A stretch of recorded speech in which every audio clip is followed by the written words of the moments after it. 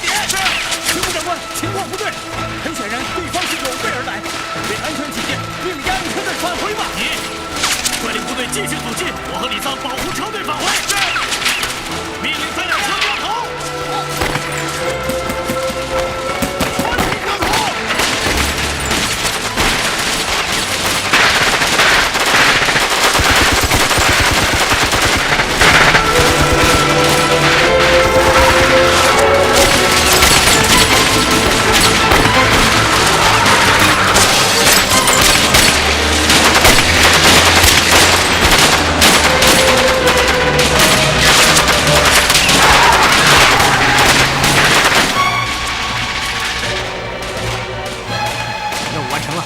撤退！这哪能兴起啊！你疯了？真以为干得过海军陆战队吗？等小日本缓过神来，给人家塞牙缝都不够的。快把枪收起来！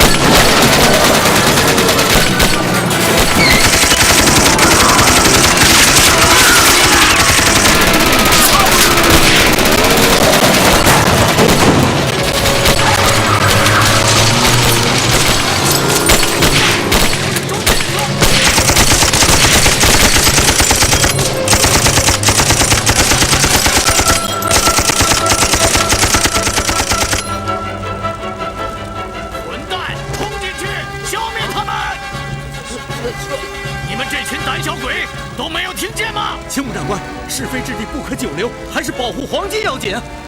中国人都是胆小鬼！立刻上车，离开这里！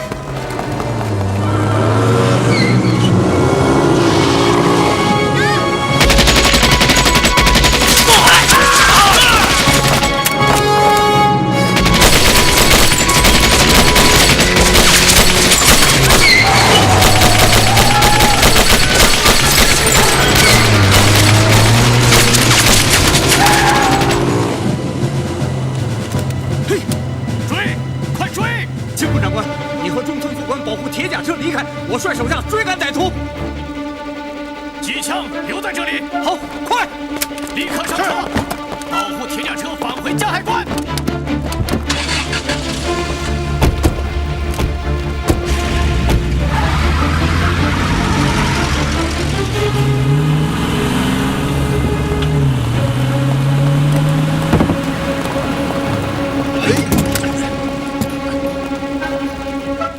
李主任，咱们追了。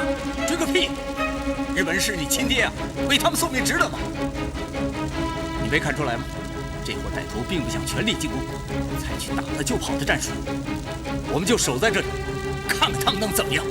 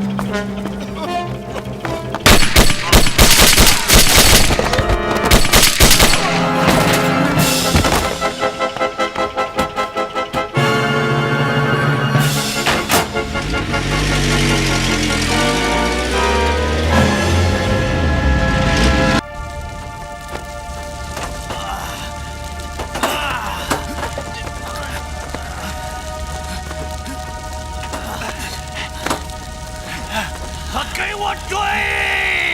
追！长官，打电话请求援助吧。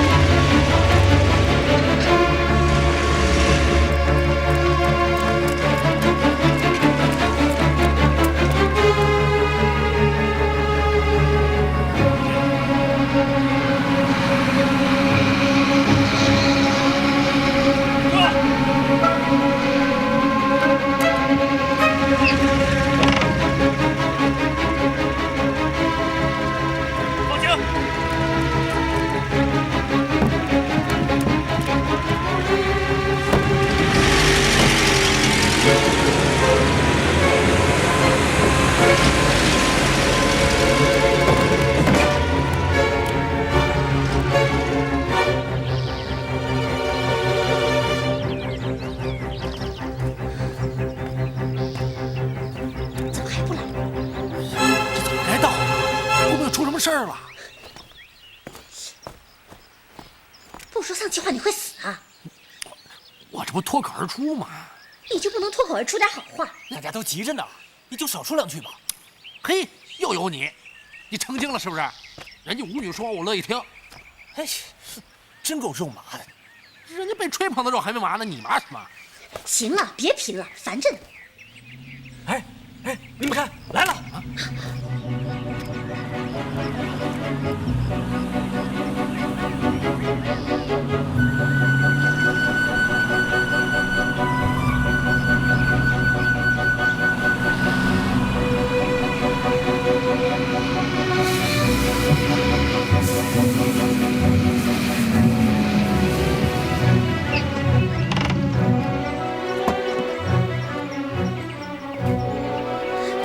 伯爵，怎么样？我检查过了，整整1吨黄金，1块不少。太好了！孩子，你逮着机会你就占人家便宜。好了，大家立刻动手，把黄金卸到卡车上。好了。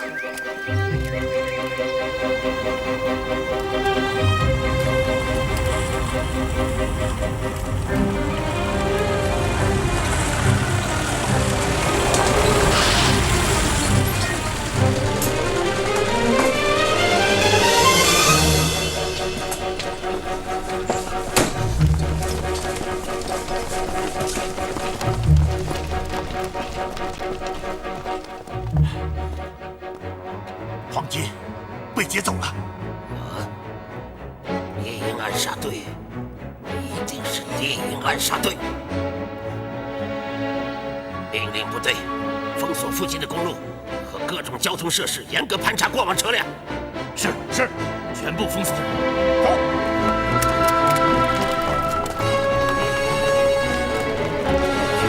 戒严，仔细搜查，挨家挨户的搜查，一定要把猎鹰暗杀队给我找出来。是，走。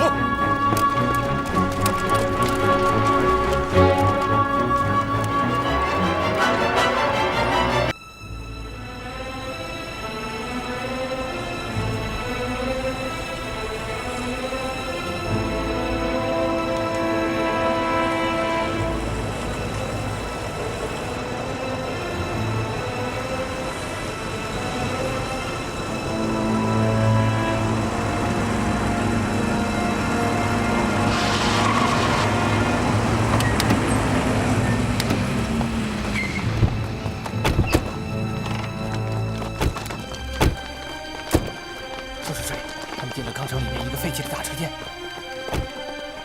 太君、李主任，你们来了，情况怎么样？没有人出来，他们还在里面。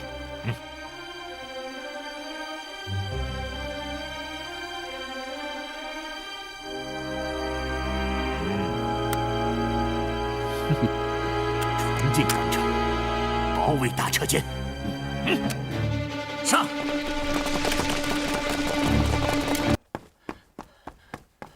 伯爵，日本人把这里包围了。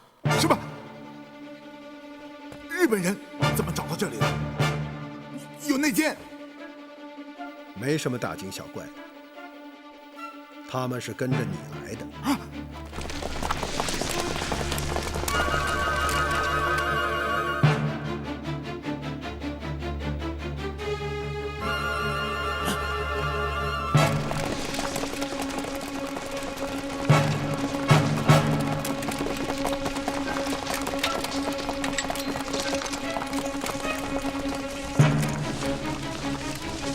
他们一定是躲起来了。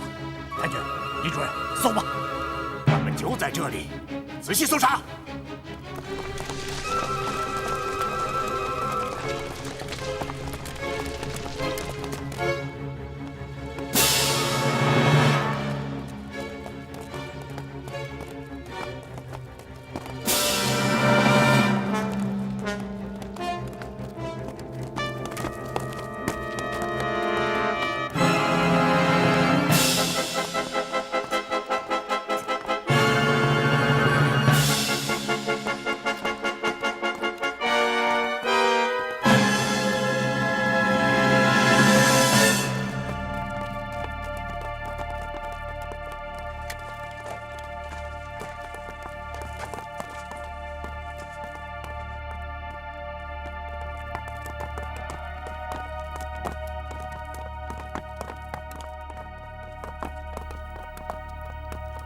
亚叔，把他们押到车上去。好，走。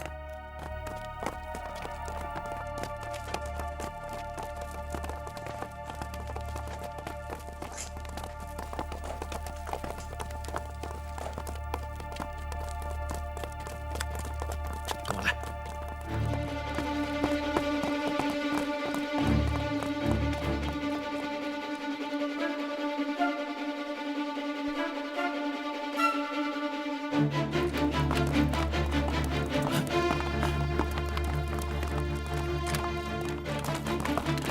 你们来看，他们是从这里逃走的。追吧！嗯。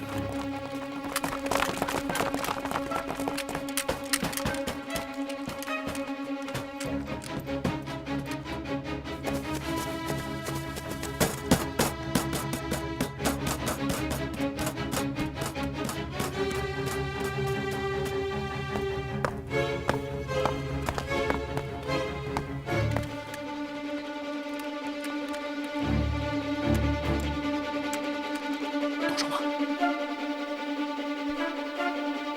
准备。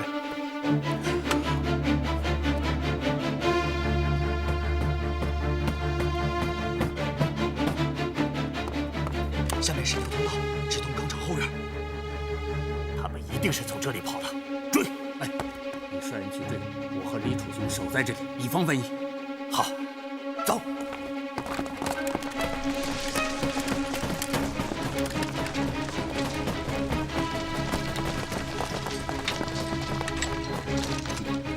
日本人不是你亲爹，替他们卖命要有点分寸，否则命不会太长的。是。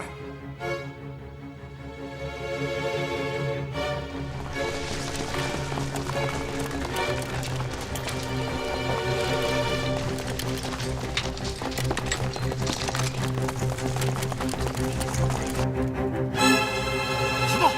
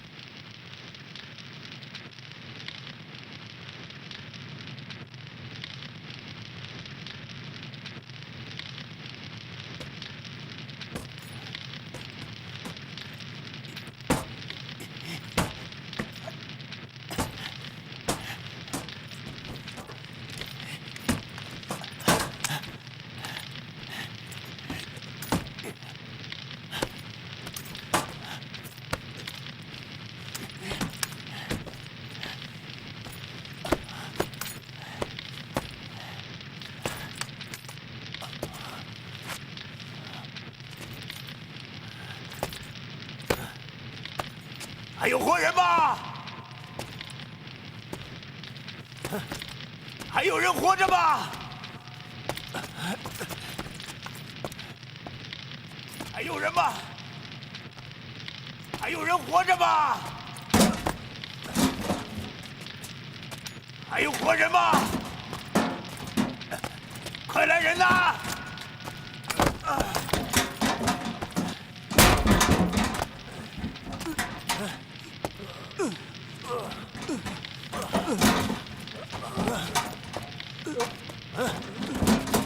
来人呐！快！科长在这儿，快！科长，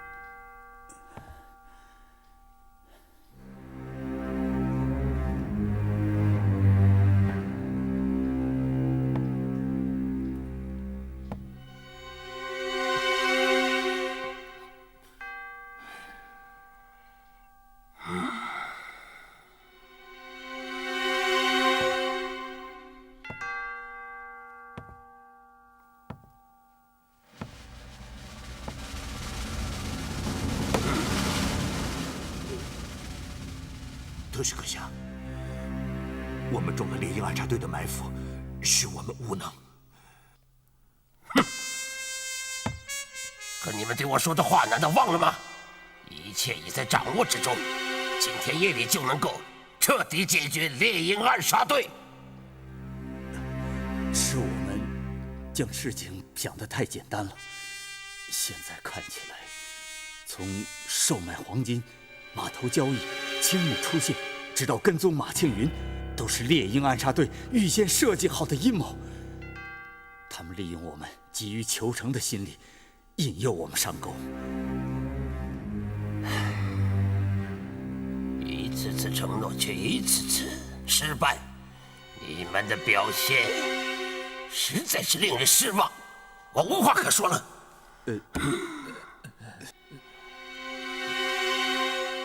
特使阁下，请放心，我们一定尽快解决猎鹰暗杀队。这样的话我已经听了很多遍，希望这是最后一次。这一次，我们绝不辱命。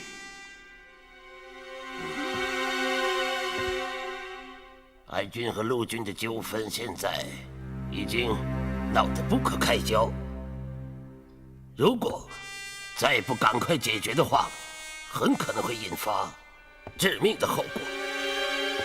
因此，陆军司令部山崎上将派遣了负责假钞事宜的陆军中将宫本庆隆阁下，3天后由北平启程，秘密前往上海，然后和今天禁止讨论有关假钞的问题，寻求解决的办法。在此期间，除了要加紧抓捕猎鹰暗杀队，更要严密保护假钞印制厂，绝不能再出任何乱子。是。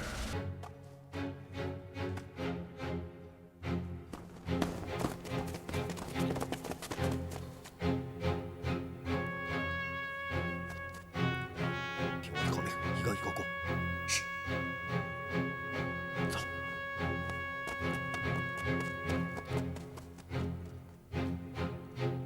走。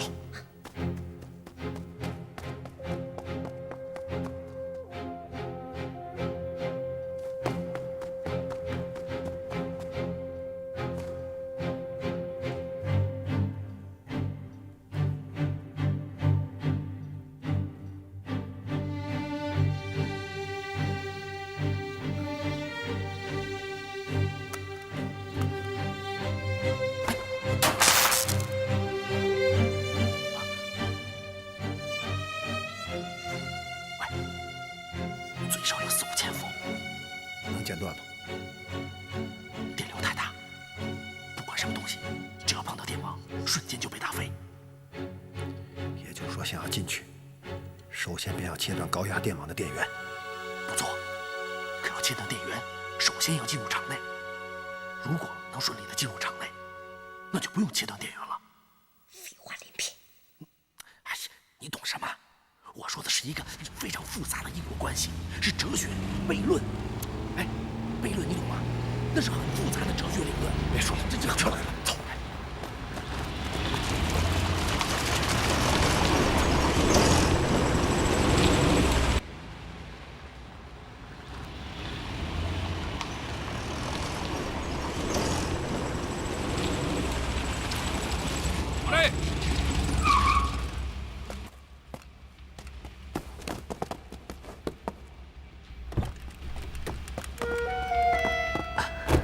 入門書の確認です。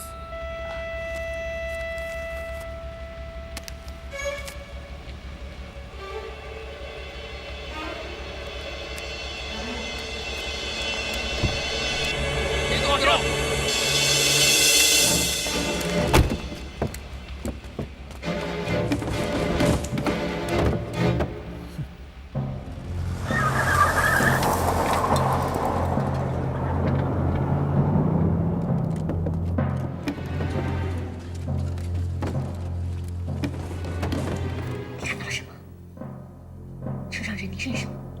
不但认识，而且还是老熟人。老熟人。哎，咋办？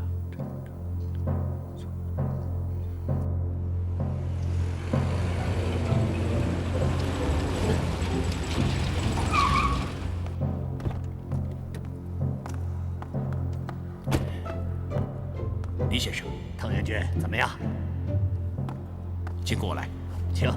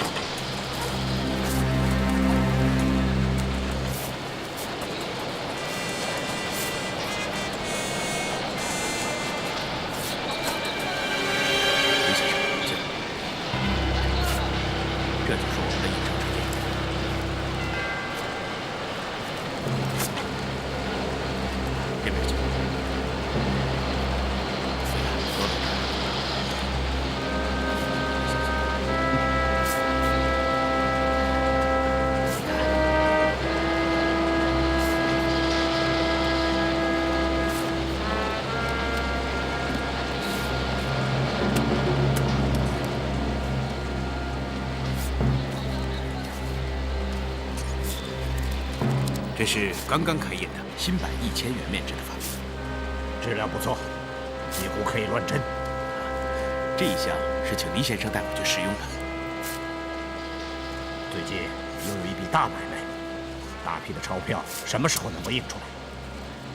加班加点儿，最快也要3天以后。好，3天后我派卡车来运。好。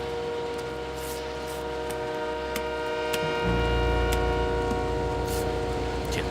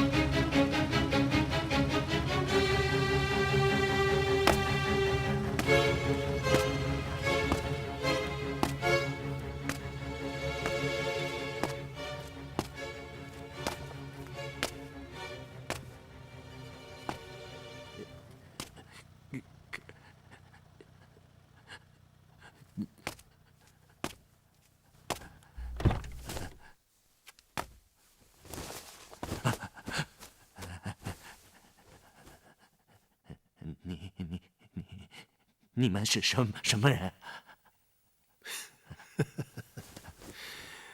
我真的很佩服你，在这种情况下竟然还能说话。兄弟李楚雄，请帮童子们。行了，别跟我来这套帮会的玩意儿。我知道你是谁，找的就是你啊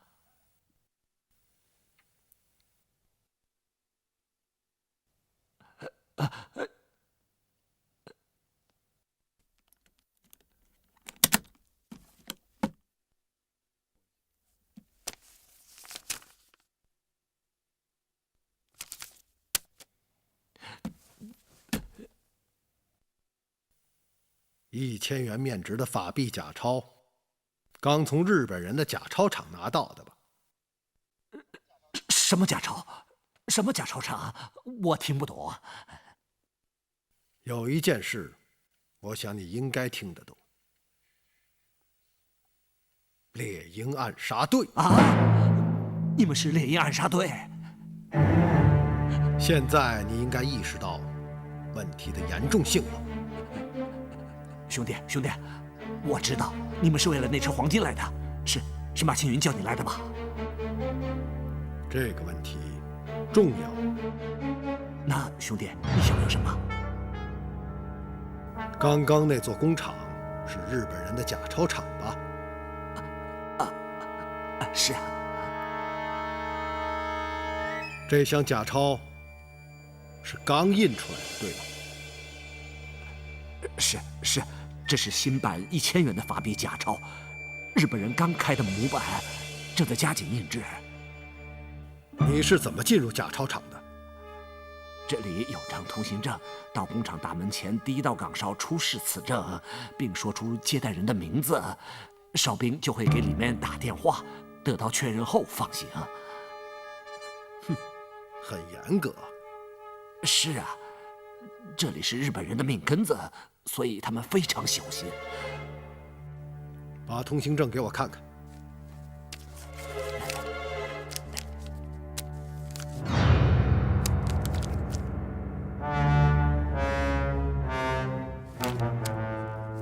通行证上有照片，只限你一个人使用。是的。接待你的人是谁？是个叫藤原的少佐，他是这里的负责人。跟我说说工厂里面的情况。工厂里面有4个印钞车间，1个铸模室。铸模室？铸模室是专门制造印制假钞用的模板的，工程师都是日本人。印钞工人呢？日本人不相信中国人，因此印钞厂内的工人都是日本军队因为违反军纪而坐牢的军官和士兵。是这样。除此之外，还有什么？别的没有了。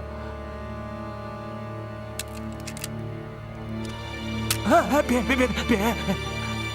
换了我在这种情况下，就会把知道的一切都说出来。我所知道就这么多，真的没了。前些日子，日本陆军和海军因为假钞的事情起了争执。那天夜里，你被青木弘一关押在了海军陆战队的总部，亲口告诉了他陆军私印假钞以及假钞厂所在的位置。我说的不错吧？这些，你是怎么知道的？你的问题太多，我只想告诉你一点，那就是我所知道的远比你想象的要多得多。因此，你最好实话实说，否则下场会很不妙。不敢。你说的没错，日本人起了内讧，陆军印制假钞，套购黄金，大大的伤害了海军的利益。海军不干了，将事情翻了出来。井井武夫怕事态扩大，从北平请来了日本陆军中将宫本庆隆，与华中联络处的海军中将井田敬之面商解决办法。哦，宫本庆隆？是的，宫本庆隆是日本陆军司令部专门负责此事的主管。井津武夫请他来，就是要与海军会商，息事宁人，陆军出让一部分利益给海军，今后双方共同经营假钞生意。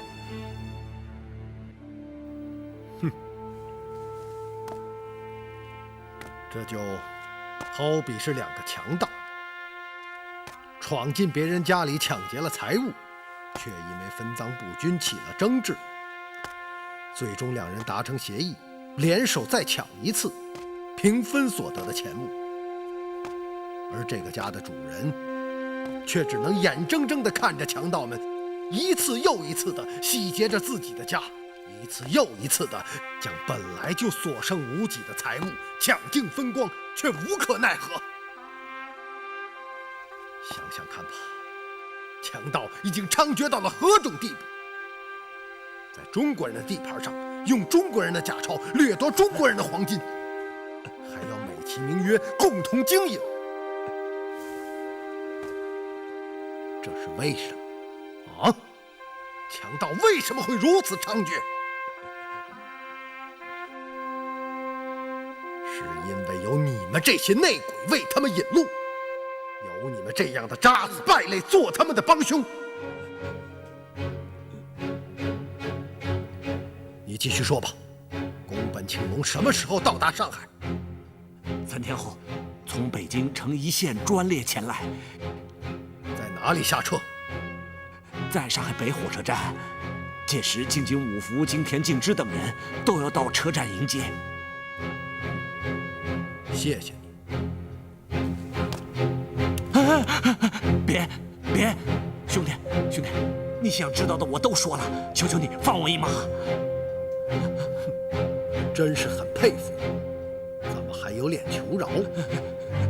你帮助日本人掠夺自己同胞的血汗，日本人再拿着这些钱去购买枪支弹药，屠杀我们的同胞。想一想，死在日本鬼子枪口下那些可怜的中国人吧，每一滴鲜血都有你李楚雄的一份功劳。可笑你竟然还有脸要求活命！你不觉得死去10次都难赎你犯下的滔天罪恶？你不觉得这样死已经很宽大了吗？别开枪！你要什么我都给你，我都给你啊！就不用再想这个世界的事，还是想想到了那边，你向同胞们怎么交代？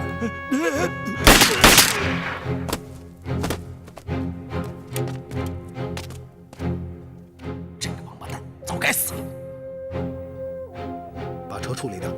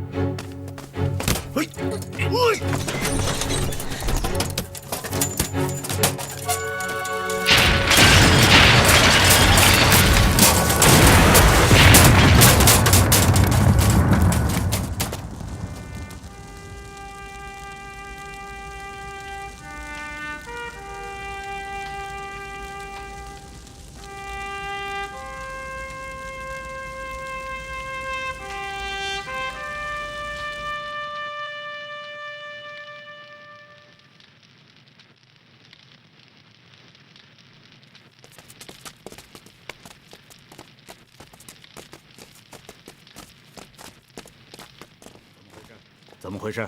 今天早晨，巡逻的宪兵发现了有一辆车翻到了山下，车里有一具死尸，已经烧成了焦炭，辨认不出模样。我接到报告后立刻赶来，经调查，这是李楚雄的坐车。哦，车中的死者是他吗？应该就是他。奇怪，李楚雄为什么夜半时分开车跑到这荒郊野岭来？这件事情会不会与猎鹰暗杀队有关。猎鹰暗杀队的行动一向是公开血腥，这不是他们的风格。从现场的情形来判断，这应该是一场意外车祸。石先生，咱们也不要草木皆兵，什么事情都往猎鹰暗杀队身上想。好了，清理现场吧。是，跟我来，跟我来。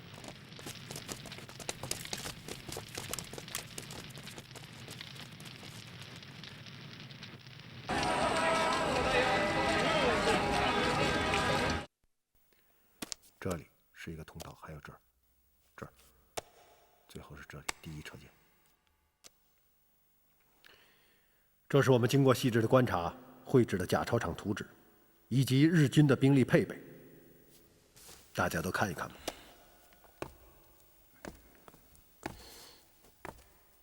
这是这样的，我看，对啊。伯爵，你计划炸掉假钞印制厂？是的。可是，这周围的电网高达3米，厂内配备近2个连装备齐全的日本正规军。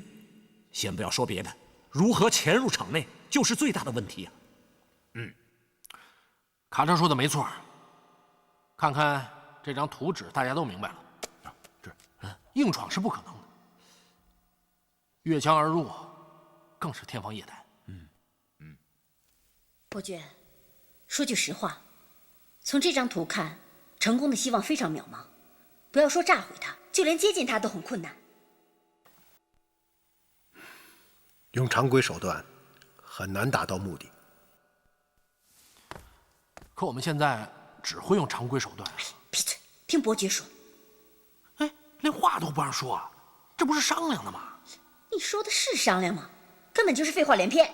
哎，谁？好，我不说，我不说。还记得吗？昨夜李楚雄说起，日本陆军中将宫本庆隆将要到达上海，与金田敬之谈判。记得。可这有什么用啊？现在只有一个办法，那就是利用宫本庆隆进入假钞厂，将其炸毁。利用宫本庆隆，伯爵，你认识他吗？那他凭什么把我们带入假钞厂啊？也许很冒险，但值得试一试。你究竟想说什么？我要做一个大局，引日本人钻进来。只要这个骗局做成，我们就可以跟着宫本庆隆大摇大摆地走进假钞厂。双鹰，不管做什么局，这宫本庆隆，日本陆军中将，他的身份是不会改变。你说他怎么可能带我们进入假钞厂，眼睁睁地看着我们将他们赖以生存的假钞厂炸为平地？这也太不可思议了吧！是啊，双鹰，大家再想想其他办法。你也别太着急了，再把自己急出个好歹来。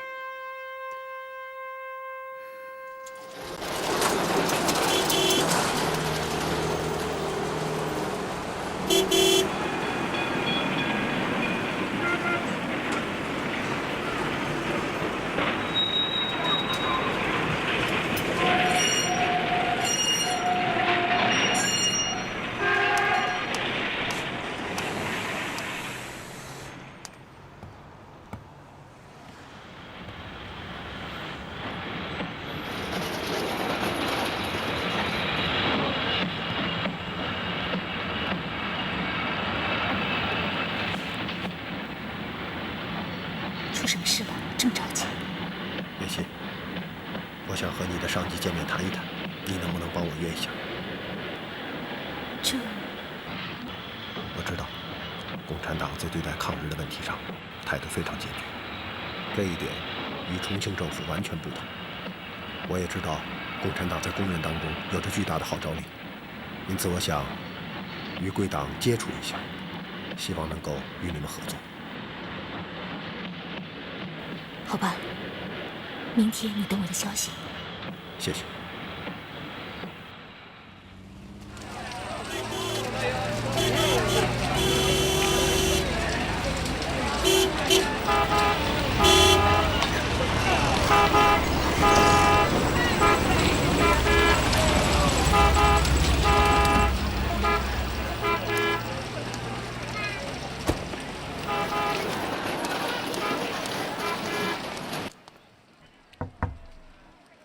请进。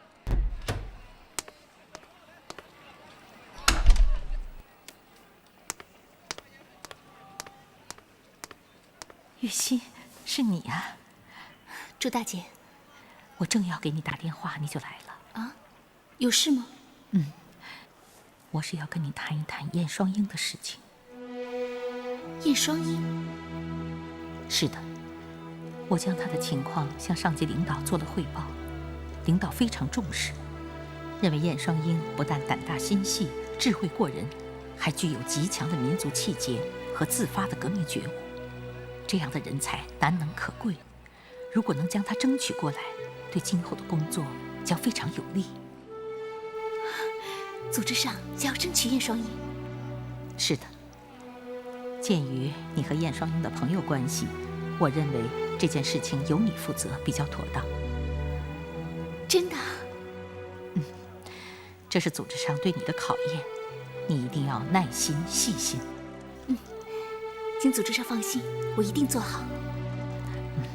首先，要搞清楚他除了帮会身份外，还有没有其他的背景。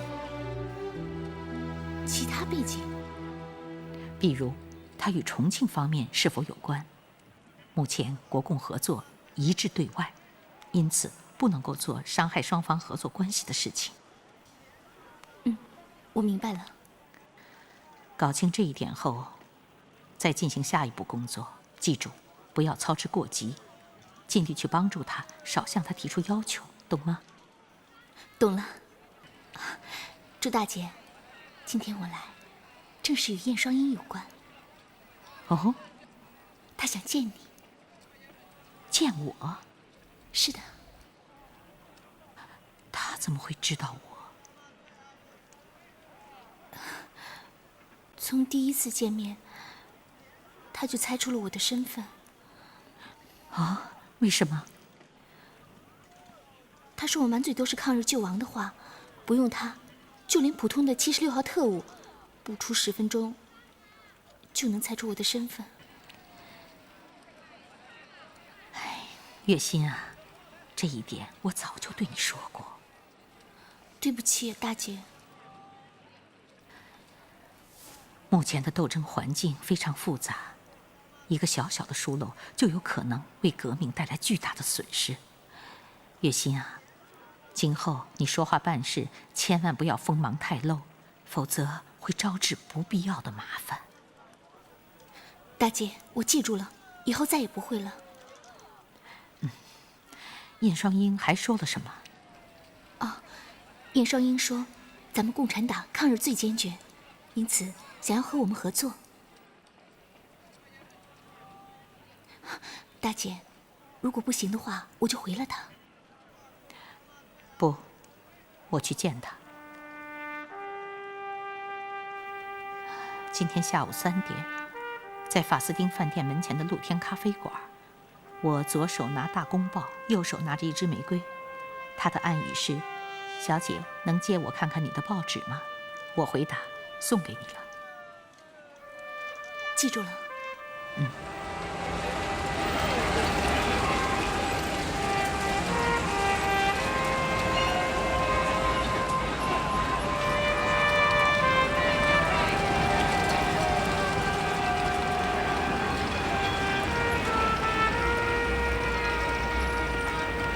小姐，能借我报纸看看？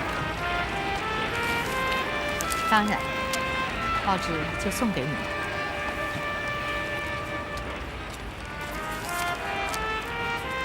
先生，您需要点什么？咖啡。好的，您稍等。你是燕先生？是的，你是月心的上级。我姓朱，叫我朱大姐吧。早就听说共产党是一帮硬骨头，燕双英万分钦佩，只是一直无缘见面。我实在没有想到，月心的上级领导竟然会是一位女子。猎鹰暗杀队、除汉奸、劫黄金，大闹日控区。我还以为燕双英是个多么粗豪的江湖汉子，谁知今天一见之下，竟然是这么文质彬彬，也是有些出乎意料啊！听月心说你要见我。是的，朱大姐，我们就开门见山了。我想与贵党组织一次联合行动，不知朱大姐有没有兴趣？哦，什么行动？目前日本占领军之中矛盾重重，尤其是海军和陆军之间的矛盾最为突出。你可能知道，日本军部推行的是以战养战的策略，各军种依靠掠夺来维持日常的军购和开支。是的，这个我知道。由于日本人在中国发行的军票无法流通，因此各军种其实仍然是依靠法币在市场上购买物资。说得对极了，海军和陆军的矛盾就出在这里。哦。由于日本海军在攻占上海、杭州等城市后，夺取了大量的法币，因此完全可以维持日常的军购和补给。而陆军则不同，他们入侵内陆较晚，又遭遇了我军民顽强的抵抗，所获的法币数量极为有限，这令其军购产生了危机。因此，他们暗地里私自印制法币假钞，用来套购黄金。什么？日军私印假钞？是的。一个国家竟然允许自己的军队制造假钞，这是巨大的丑闻。双英，这个消息准确吗？准确，你听我说。前几天我设计将此事揭穿，海军得知后非常愤怒。他们认为陆军肆无忌惮地印制和使用假钞，势必会搅乱市场，令商家不敢接受法币。这样无疑令海军和其他兵种握有的大量法币变成废纸。为平息海军的怒火，陆军中将宫本庆隆将于3天后秘密到沪，与海军中将京田敬之商议解决办法。我想借此机会炸毁假钞厂。法币是中国人的货币，日寇制造假钞，搅乱市场，受害最大的必定是我们。试想一下，一旦大量假钞充斥市场，法币的信誉一定会一落千丈。到那时，市场崩溃，物价飞涨，货币更是形同废纸，中国的经济就会被彻底摧毁了。对于中国人来说，这将是多么沉重的打击！这正是日本人的阴谋。我听日本特使京津武夫说起，本来日本内阁和军部早已要求各占领区废弃使用法币，以军票代替。而这次陆军私印假钞，更是得到了新雅院的全力支持。由此不难看出，日本人早有预谋。不错，可是双英，你想到过没有？炸毁一个假钞厂，他们会再建一座。因此，光是炸假钞厂是不能从根本上解决问题的。有道理。那你的意思是？在炸毁假钞厂的同时，搞到日军制造假钞的证据，将之公诸于世。只要能够引起国际舆论的谴责，日本政府便不会再继续这种无耻的勾当。对，我怎么没想到？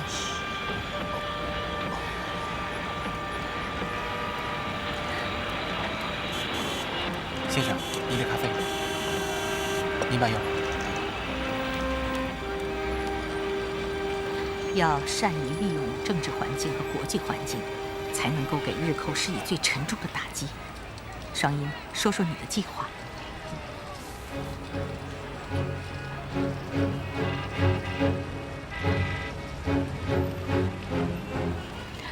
哦，真是个大胆的计划。我想过，只要各方面都做到位，成功的可能性很大。需要我们做什么？早就听说，贵党在工人中的力量非常强大。是的，工人阶级是共产党的中坚力量。铁路上有关系吗？可以。我需要上海附近一座废弃的火车站，还有就是需要铁路上扳道工的帮助。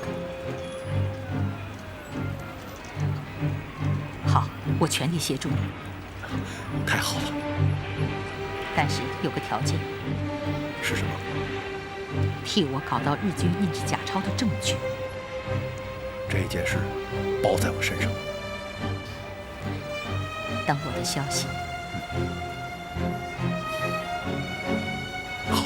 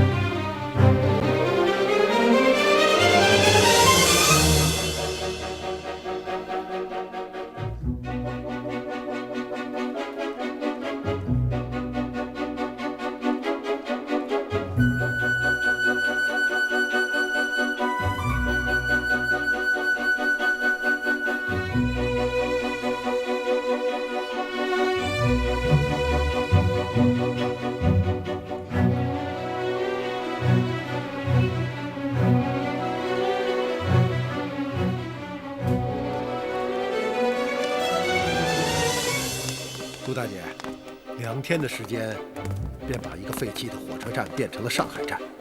朱大姐，你们真是了不起啊！还是你指挥得力。哦，对了，北平铁路线上的同志传来消息，宫本庆隆乘坐的专列将于今晚在北平火车站发车，明天午后到达上海。